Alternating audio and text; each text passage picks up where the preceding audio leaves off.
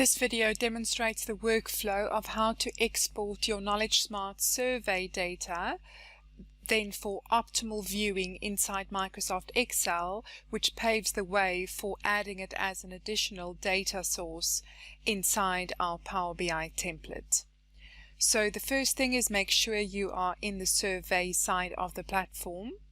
You will be in the results menu. Choose the responses link next to your survey name. Click Show Summary and then click Export to CSV. You want to save this file. The next thing you want to do is open up Microsoft Excel, go to the Data menu and choose From Text or CSV.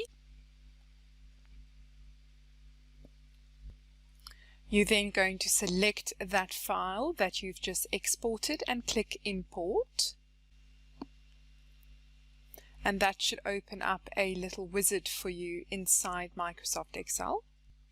What you want to do here is just select all the default options, or accept all the default options rather, and then you want to click Transform Data at the bottom here. Next up, you make sure that the data is then just displaying as expected, and the last step is to click Close and Load.